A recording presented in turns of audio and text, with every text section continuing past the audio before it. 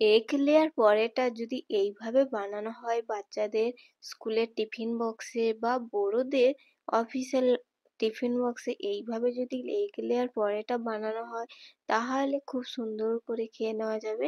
খালি মুখেই খেয়ে নেওয়া যায়, সবজি না দিলেও এমনিই মুখে খেয়ে নেওয়া হয়ে যাবে।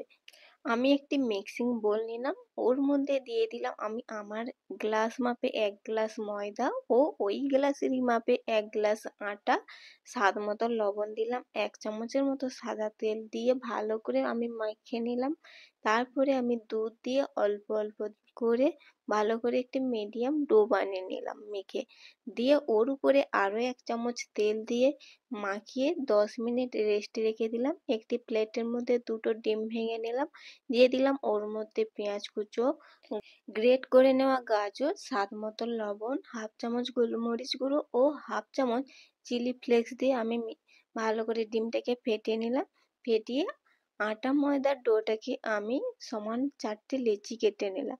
কেটে ময়দা গুঁড়ো দিয়ে আমি ভালো করে একটি রুটি বেলে নিলাম।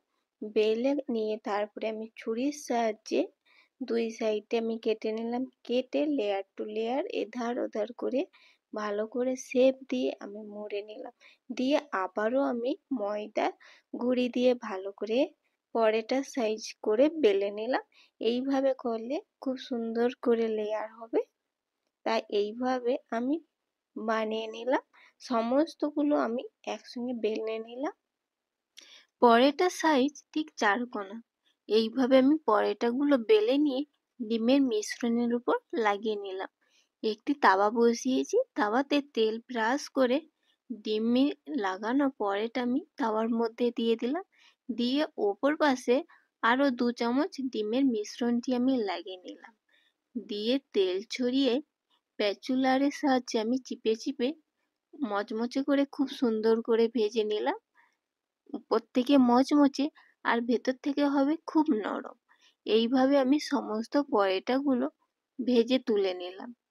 ভেজে আমি আমার বাড়িতে পরিবেশন করে নিলাম। এইভাবে বাড়িতে আপনারা সবাই একবার বানিয়ে দেখতে পারেন, খেতে হয়েছিল খুব সুন্দর, অসাধারণ। রেসিপিটি ভালো লাগলে একটি লাইক, শেয়ার ও কমেন্ট করতে ভুলবেন না। আর বাড়িতে একবার হলেও বাচ্চাদেরকে বানিয়ে খাওয়াবেন, বাচ্চারা এইভাবে পরোটা পেলে ভীষণ খুশি হয়ে যাবে। সবাই ভালো থাকবেন, সুস্থ থাকবেন, সাবধানে থাকবেন। দেখা হচ্ছে পরের অন্য কোনো ভিডিওতে। ধন্যবাদ।